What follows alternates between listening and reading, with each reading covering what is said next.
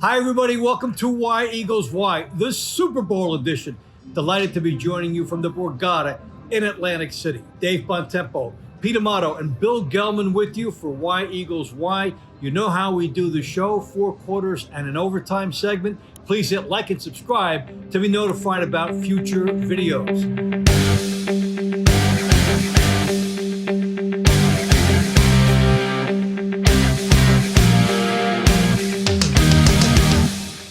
Hey, what's up guys? Before we continue with the video, I have a quick announcement. We're giving away a bunch of these Dunkin' Donuts gift cards. All you have to do is make a prediction in the comments below what you think the Eagles-Chiefs Super Bowl game will be. It doesn't have to be right, just make a prediction and subscribe to the channel. So real quick, it'll take about 15 seconds. So pause the video, hit that subscribe button and make your prediction in the comments below. Depending on how many predictions there are, that's how many winners I'm going to pick. But it'll probably be at least 3 or 4 winners. All right, now let's get back to our regular scheduled program. Pete, Brandon Ayuk has already stoked the fires for Eagles fans, saying if he had anything, he would take all of his cash money, convert it, and bet it on the Chiefs. Well, that went over really well in Philadelphia. Yeah, well, of course. I think the guy's salty. That's all we've heard this whole playoffs. We've had an easy ride. Well, of course we have an easy ride because we're the #1 seed. All the hard work pays off in the playoffs. He better save his money though, because he didn't have very good playoffs. So we don't know what his contract's going to be next. I don't know if his contract's up. So just save your money, Brandon. Obviously he's not making the bet. If he said that and was going to make the bet, he would. These guys, they would post the ticket online. Like, he doesn't truly believe it, but he had to say something because that's the team that basically embarrassed them in Philly. Bill, how do you see the game now? We committed the Eagles -1.5. The over under 49 in that range. It's been there. So when you look at the game and evaluate the matchup, what do you think? I think the Philadelphia Eagles are once again the Rodney Dangerfield of the NFL. They are a great team. They are stacked. They are talented. But I don't think, look at the line, and I just don't think that they're respected. They have the best defense in the NFL. I think there's a couple of things. One, Andy Reid, coming off a bye week, is 28-4. He wins wherever he goes. 2, you have Patrick Mahomes on the other side. And he's probably the best quarterback in the NFL right now, so that weighs heavily. But who is Kansas City's wide receivers? You compare them to the Eagles. The Eagles have a better running game. The Eagles have the best offensive line in football. So I just think it's everything is pointing to the Eagles winning again. But unfortunately, you can't overlook Kansas City because they're in this conversation every year of recent, but it's The game's theirs to win. I think the Eagles have the talent in every position. I don't know, other than tight end and quarterback. Because Jalen Hurts is still young. This is his first time playing in the Super Bowl. But other than that, I just see, if we go advantage, compare positions, I just see the Eagles being stronger at just about every position. Yeah, let's talk about some matchup in the game. You guys both hit on it. If somehow you neutralize Travis Kelce, what happens there? How are they going to do that? How much attention can they pay to him? How would they do it? What type of a defense would enable them to do it? And what would they have to do to, say, compensate for the attention that they would give Kelce? I think Eagles, in particular, Jonathan Gannon has the advantage in this because Jonathan Gannon does like playing soft zone defenses. I think Travis Kelce is going to get his catches. He's going to. We talked about this before. Him and Mahomes ad-lib throughout the whole game. So Kelce is going to get open. He's going to get his catches. But if we have, maybe you're going to put a man on him, and then I would say, then you put somebody over the top in a zone, so he doesn't get the big play. Maybe a safety, kind of like a spy. I don't know if they would do three soft zone safeties up top and just have the guy in the middle drop down. and kind of just spy Kelsey. But I think you'll have him double team quite a bit. But I don't know if they're going to do like 2 guys man on him. I think they'll just have a safety help, and then one of the defensive backs or linebackers or whatever it maps out to be when the defense lines up on him. So you're not going to, like they said, you're not going to stop him. You see how they play. He's going to get open. He's going to get targets, and when he gets the ball thrown to him, he usually comes down with it if it's a one-on-one play. So we just have to minimize the damage from him. I think that it's all about minimizing, and that's Jonathan Gannon's strength. I've been critical of Jonathan Gannon, but his strength is minimizing the damage, and I think that's what they're going to do with Kelsey. Bill, you mentioned the Eagles' defense, best in the league. Now, a couple of years ago, we saw Tampa Bay neutralize Patrick Mahomes in that 31-9 triumph. He did not even throw a touchdown pass. They jammed him. They were able to keep him in the pocket, and he may not have been altogether right that day, and it seemed that they had enough of a blanket over Kelsey. So do you think that they have that in them then to kind of either mimic that strategy from Tampa Bay or come up with their own? Yeah, here's the wild card of the whole thing. Patrick Mahomes has a high ankle sprain.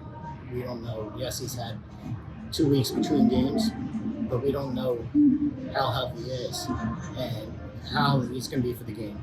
And if the Eagles defense, if Hassan Reddick, puts pressure on him and he forces Mahomes to run, is he going to be able to do what he's able to do when he's healthy? Like I said, how much is that ankle going to be tested? How much is that ankle at 70%? Is that at 80%? I doubt it's going to be on 100% for the game because high ankle sprains take a long time to recover from. I'm not a doctor, but I just from what others have told us. So we'll see. I mean, I think the Eagles defense, you have 4 guys on the defense that have over 10 sacks this season.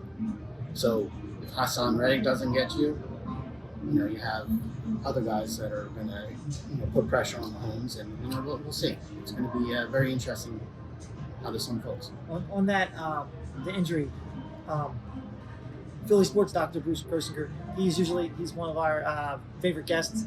He wasn't able to come on today, but I did talk to him, and he's basically on the same idea as he was the last time he was with us.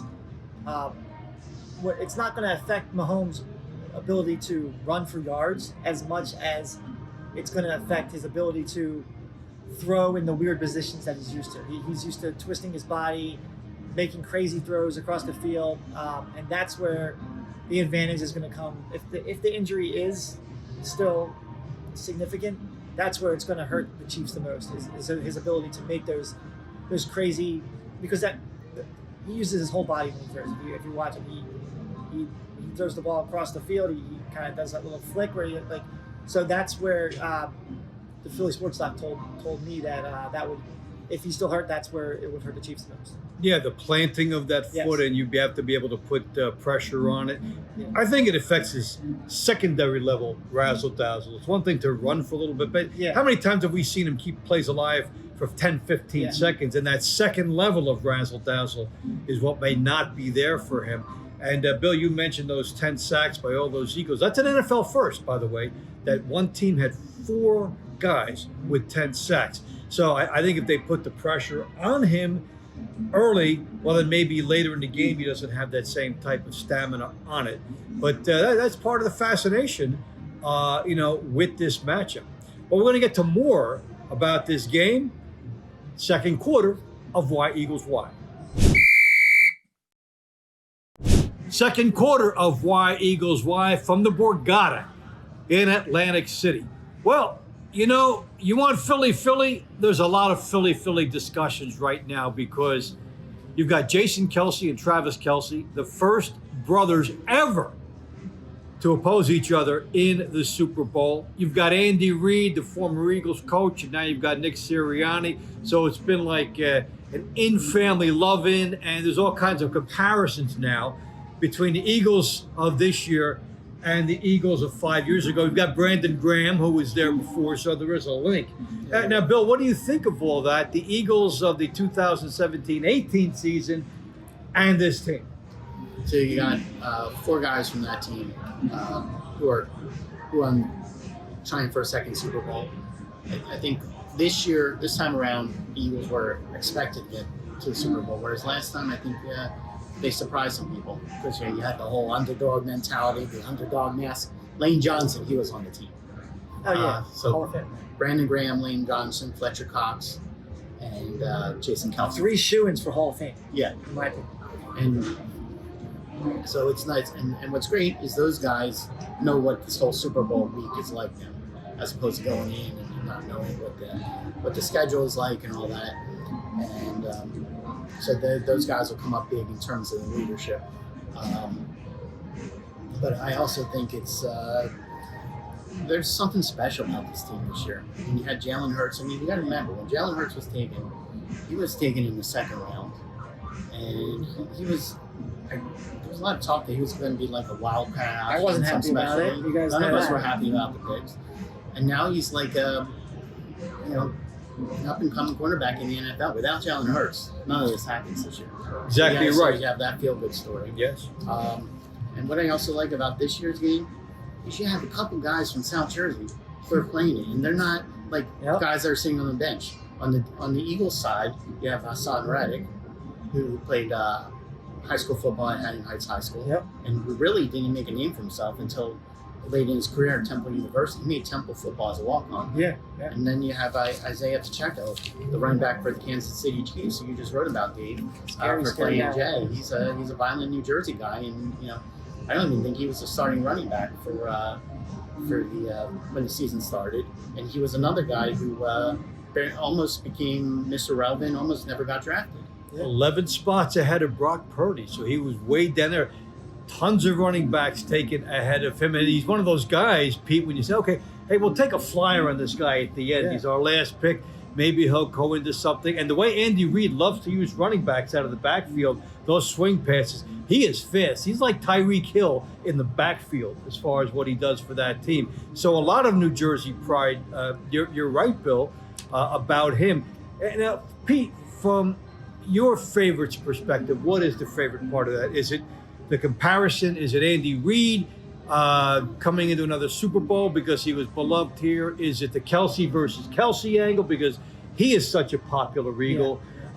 What is the stuff that is probably the most gratifying and fun to pick apart with this game when you look at these teams? I think it's the love for the team. It's a very easy to like team. It reminds me of the 1993 Phillies. It reminds me of the 2022 Phillies. Just very easy to like team. You start with Jalen Hurts, who obviously I've been critical. Last year I was critical of him because he looked like a rookie quarterback. He looked like he wasn't progressing throughout the season. And I remember the last video I made, I think it was just a video of his plays, and I said, if Jalen Hurts works on his vision, if he works on going through his progressions and staying in the pocket, he could become a pretty good quarterback in years to come. But Jalen Hurts did that and more. Like, you got to give this guy so much credit. He's just a born leader, and he worked on, like, taking criticism is the biggest thing, and that's one thing about that Hurts has that Wentz didn't. Wentz didn't seem like he progressed because he wasn't taking criticism. That you had to work on this part of the game, this part of the game. Hurts went out and did that, and he did it to unbelievable, the jump he made from last year to this year. And now that you see what kind of guy he is and what kind of player he is, it's not surprising because he reminds me of sort of like a Tom Brady. Not his personality. Tom Brady is a little more fiery, but as far as having a chip on his shoulder and constantly trying to become the best, just better and better and better.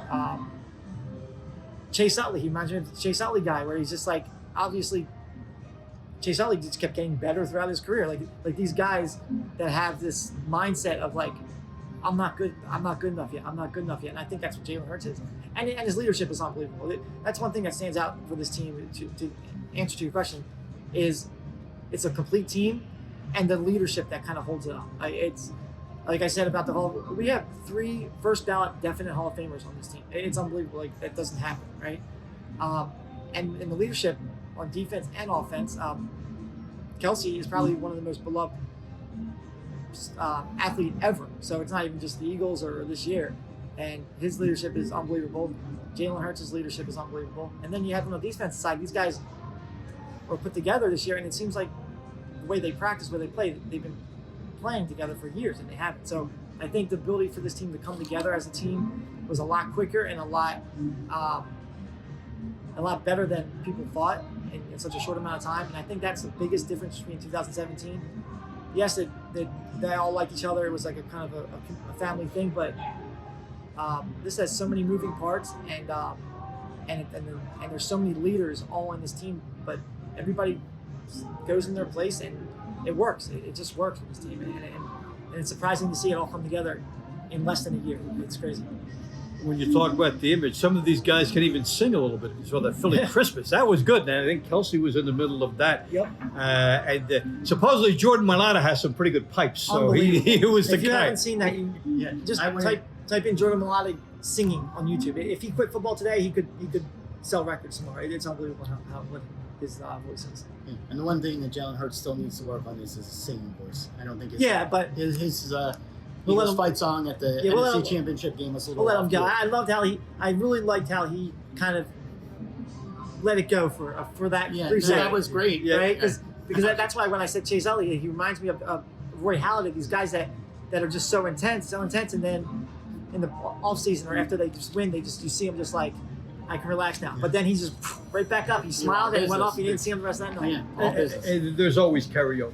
You know, so now, Bill, when you talk about the leadership of Jalen Hurts, here's a guy.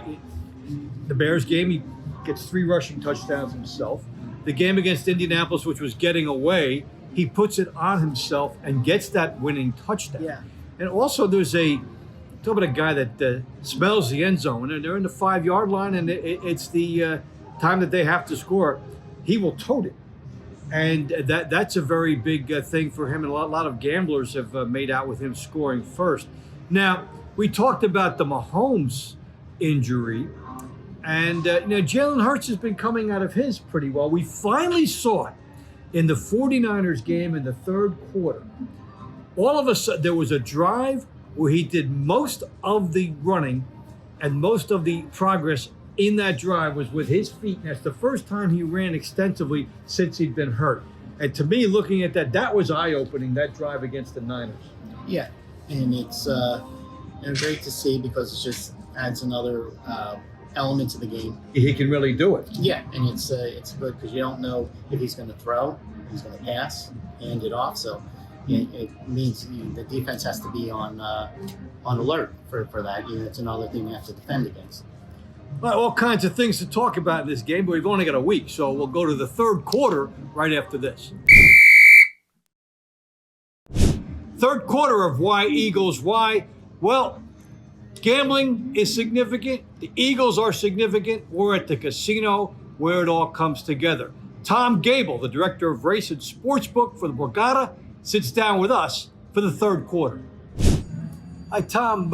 Super Bowl is always popular here at the Borgata, but now with the Eagles in it, how much more has that added to it? Well, in terms of a betting aspect, that's obviously still yet to be determined. How much? Because you're taking really the biggest betting event of the year, the Super Bowl. How much bigger can that really get? Because people come out and they wager on the Super Bowl. Maybe they don't bet throughout the rest of the year. It's their one time of the year that they're placing a sports bet just because it's the Super Bowl. It's kind of like the Kentucky Derby. They may not bet horses all year, but they come out and place a bet on the Kentucky Derby. So we'll see. I'm sure there will be some people that are coming out just because it is the Eagles. But I can't say that there may not be a huge bump in handle just because it already is the Super Bowl. But I think it's going to be the bump you're going to see in the rest of the property. That day in particular, the fact that it is the Philadelphia Eagles, there's Eagles fever everywhere from here to Philadelphia and all points in between. So the properties, I think, in Atlantic City are going to be really see the benefit of it. There's going to be more people on property coming out to watch the games and go on these watch parties and VIP parties and so forth. So that's where I think the true bump in business that Atlantic City will see. Maybe not necessarily just in the sports betting handle. I'm kind of conservative in my prediction for that. I think we'll probably see a small bump in handle, being that it is the Eagles. But I think everything around it in terms of the properties, they'll see the bigger bump in it. What about this line? It started at Eagles, opened up with the Eagles as a 1-point dog for about 30 minutes. The Eagles bettors jumped on it, got it to 1.5, and it's been right there. How does that impact business? Does that mean people wait till the end to see if there's movement? We're in a line that hasn't moved for a while.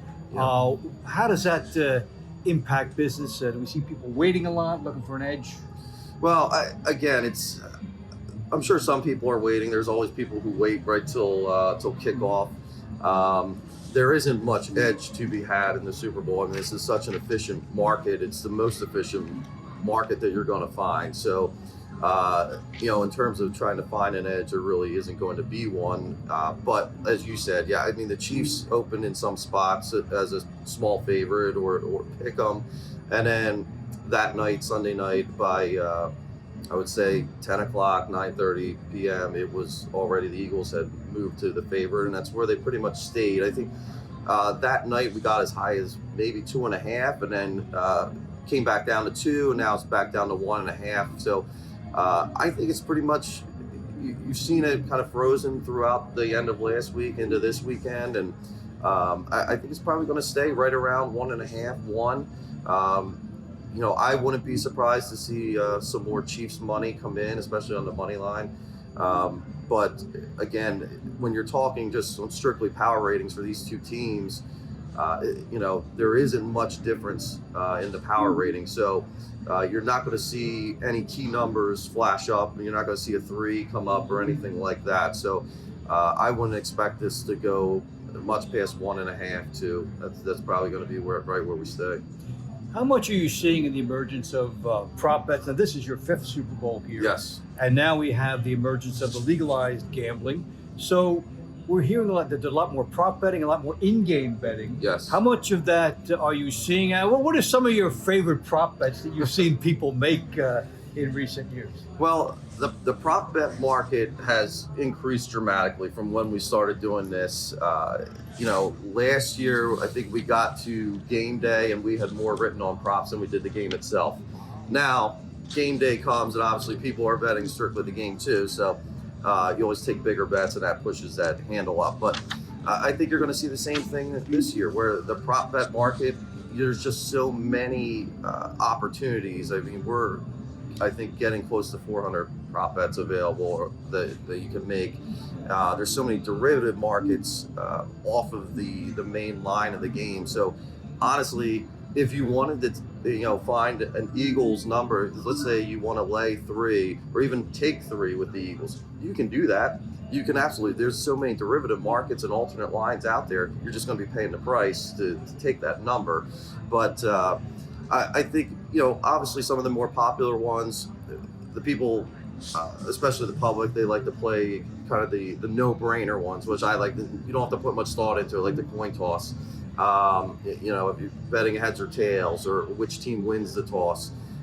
They like to bet the color of the Gatorade, the fun stuff like that isn't necessarily that they have to know football knowledge or feel like they know football knowledge that they can just get involved in. And it's always great to be in here during the Super Bowl because a small play, something like that, or even the coin toss, the whole room erupts because there's action on almost any little thing that could happen in the game. I love the national anthem, the length of that, because you're betting on somebody clearing their throat. You're betting on a homina. Anything like that can change that number. I wish New Jersey would allow that at some point for the national anthem. There's always movement on that. If you watch the market on that, there's always movement after the rehearsals because somebody's out there timing the rehearsal, right, and right. So you always know that there's some inside information on that. Can you imagine somebody watching? Stop! What about your the offerings here you have at the Borgata? We have a lot of people in Philadelphia, all throughout southern New Jersey watching. and they want to come down here on Super Bowl day, what are the things here for them, and what do you want to tell them? Well, I think the first message would be make a reservation if you can. The sooner the better, because obviously it's a very popular event. There's going to be no shortage of venues to watch it. And there's no shortage of venues to be able to wager in as well. So we have the typical, we have the Racing Sportsbook will be open, the BetMGM Sportsbook will be open for wagering and viewing. This room that we're sitting in, level 1, is kind of an extension there of the BetMGM Sportsbook. This room will be full as well. We're opening Premier Nightclub to the general public. They can come in. There will be a nice food and beverage selection in there, watch the game on the monster screen that they have in there, and we're actually putting wagering in there, so there will be cashiers available in there as well. We're obviously doing some VIP party events for the property in the event center, but all the bars as well, you can come in and watch the game and enjoy. So there'll be many opportunities throughout the property, but again, I'd encourage people to make their reservations sooner rather than later so you don't get shut out. But it's certainly going to be very popular this year, obviously, with the Eagles in it. Are you surprised about how little the line moved, or does the Super Bowl more of an even split than any other NFL games as far as the betting? Like, in your history, have you seen like it's more of a split since it's two teams, two half, like the whole country on looking at these two teams? Is it more of like a split, more of an even split, and less line movement, or is it more line movement than the regular season games? You typically see a little less line movement, just one because you're so sure of the power ratings at this point. You have so much data that goes into it, and so you're not going to see a ton of line movement. The only thing that really would make that happen for the Super Bowl would be injury news, and obviously we have that in this game. You know, the Chiefs have quite a few injuries, top of the list being Mahomes, but we know Mahomes isn't 100%, but we kind of know what we're going to get from him. So not real surprised that we haven't seen too much movement. Typically, yes, it's the early movement right when the line comes out, and then once it settles, you don't see much of a movement from there. And Tom, you sat down with us at the very beginning of the season. A lot of unknowns at that point. Obviously, the Eagles' win total far exceeded what the number was, but in terms of the betting from where things started with the Eagles at the beginning of the season to now in the Super Bowl, like just give us a little overview on how the Eagles betting went for the season and whether or not it surprises you.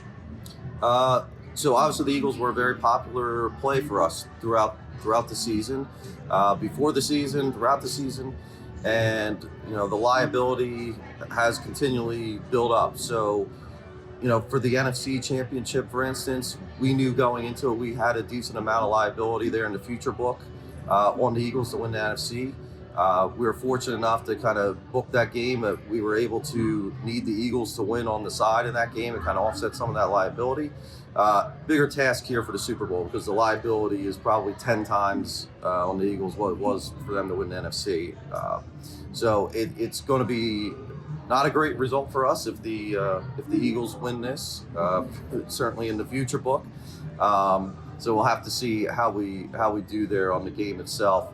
But I mean, listen, it's this is a team that certainly the public around here has believed in all year, and here they are. They've gotten to the point where a lot of people kind of expected them to be, which is playing for the championship. One more question from me, anyway. Are you an Eagles fan? And if you are, how do you weigh the business side to your fandom? Because obviously, the Eagles win. It's not good for you in business, but it might be good for you personally. How does that play? Well, I grew up an Eagles fan. Okay. I grew up in Pennsylvania, went to school in Philly, so been to many Eagles games through the years, both at the Vet and at the Link. I can't say that I'm necessarily a fan of any team at this point. In this business, you just you can't really follow a team necessarily as a fan anymore. You just have to be very analytical with them, and so strictly from a business standpoint, I'm probably going to be rooting for the Chiefs come Sunday. Okay. But I mean, my heart is always with those Philly teams. It's a great answer. I saw that. And your prediction for the game? I do predict a very close game. I think the Eagles will probably take it. I think it stays under the total, but I think the Eagles will take it. All right, Tom, thanks so much for joining us. Best of luck here at the Borgata for a big day for you, and we'll be back with more Why Eagles Why. All right, we wish Tom a lot of luck and people coming here, a lot of choices for Super Bowl Sunday at Borgata. We'll look ahead now to the fourth quarter of Why Eagles Why. Fourth quarter of Why Eagles Why. In the spirit of Bill Gelman, we give you our props, because on the show last year, Bill called Odell Beckham to be the first touchdown scorer in the Super Bowl last year, and he was right. A little ching for Gelman's goal. So in that spirit, we'll do it this year. Our favorite prop. We'll each talk about our favorite prop. Mine, Hassan Reddick versus Frank Clark on the sacks. Reddick is plus 125. Boom, as soon as we go off the air, I'm going to the window and getting that one down, peak before it changes. What is your favorite prop so far as you're looking at this? I'm going to stick with the guy that's been making me money throughout the playoffs, and I'm going to stick with Gainwell. Obviously, the numbers are a little changed now. He's getting a little more respect. But, I mean, I've been the last two games, I've been getting Gainwell over rushing yards. Like, first it was 8, then 12. Now he's 18 and a half, I think. I would still take the over because Gainwell is a passing threat and a rushing threat. Obviously, the Eagles kind of found a way to use him. I mean, better late than never. I think that's plus 120. So Gainwell, 18 and a half rushing yards, over. All you have to do is hope that the Eagles are playing downhill a little bit. He'll break one. That's usually what how it comes down to a He run looks of. like he has fresh legs. It looks like he's running fresh legs. And he'll hit a big one. If you only need 18, you get one for 12 yards. That's it. You're in good shape. All right, I like that one. How about you, Bill? Well, I'm going to keep the tradition going and see if we can do it again. Since last year was so wild, the fact that because Odell Beckham Jr. tore his ACL in that game, so he got the touchdown and then got hurt. Go figure. So I think AJ Brown is really due for a touchdown. He's been relatively quiet in the playoffs, so I'm between AJ Brown and Miles Sanders, but I might be tempted to say the first touchdown of the game is fumble return for a touchdown by the Eagles defense. Whoa! What are The odds on that? That's probably in the neighborhood of 25 to 1 or something. For a first score, it might even be higher. Is Yeah, it 30 to is it 1. just 30 to 1. Is it just defense? Just says Yeah. defense. Defense special team. Defense, You get the special special. So if somebody returns a kickoff for a touchdown, yeah, you get that I can see tossed that. in. I mean, 30 to 1, Bill, I like that. with the because defensive you can- line like that, why not? You can sense it, and we're due for one of those. Okay, so that's the first touchdown score of the game. Now, to extend a little further out, first Eagles. Well, that would have to be. All right, that's your pick as a second pick. If that's not the first one, by a skill position player, your first touchdown by an Eagle player. I am going to go with AJ Brown because he's been, like I said, he really hasn't done much in the playoffs yet because he's been double covered and Jalen hasn't found him. And I just think this is the Super Bowl. This is the time to, that would be a great story. Best friends, Yeah. growing up and playing together, and now they connect in a Super Bowl touchdown. All right. I love how you guys can think against the grain and then do some other things. I'm going to say Dallas Goedert for my first Eagles touchdown. And it depends who's got the ball first, Pete. But he's got a nose for catching that ball around the 5-yard line and going in and breaking tackles. Yeah. So I like that about him. Now, what about you? I mean, everybody's saying Kelsey, but there's not much of a price there. Yeah. How about you? First touchdown scorer of the game. I do like Goddard, but since you picked him, I will go with I'll do Devontae Smith. I just think Devontae Smith is the kind of guy where he's sneaky fast. He's always open. He can score a touchdown on a long play or in the red zone. He catches everything that's thrown to him. So It's a pretty safe bet. Devontae Smith, first touchdown. Can't cover them all. And the funny thing about all these prop bets, with the exception, Bill, of your defensive touchdown return, is that defensive coordinators decide all these props. If they want to double up somebody and leave the field open, they can't cover A.J. Brown and Devontae Smith and Dallas Goedert. So one of them is going to benefit. Hey, what is your favorite prop on game day? That will be interesting to see. But that's how we're looking at this a little bit before the game. And there's 12 pages of them, in case you guys need to come to Borgata. There's plenty to choose from. And Actually, what you just said made me think. So you said it's the defensive coordinators decide. Yes. So I would like to find the stats of touchdown scorers versus the Eagles, because Gannon is a guy that doesn't let the big play go. So you think most of the touchdown scores against the Eagles are rushers or running backs, because we don't give up the big play, and when they do drive down the field, it's in little chunks until they get to the red zone. So it could be a quarterback run, a running back. That's a pretty interesting thing to think about when you said that.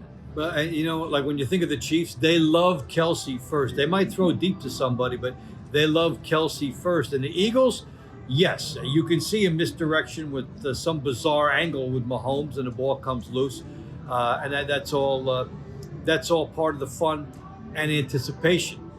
So, who's it going to be? What props it going to be? Well, we go to overtime on Why Eagles Why. We'll give our score, fearless prediction on the game. Overtime segment, Why Eagles Why. Fearless prediction, Eagles 27, Chiefs 23. 7-23. I feel like the Super Bowl with all the block pulls and stuff, there's always some weird 2-point conversion, missed kicked. So I'm going to go Eagles 25, Chiefs 16.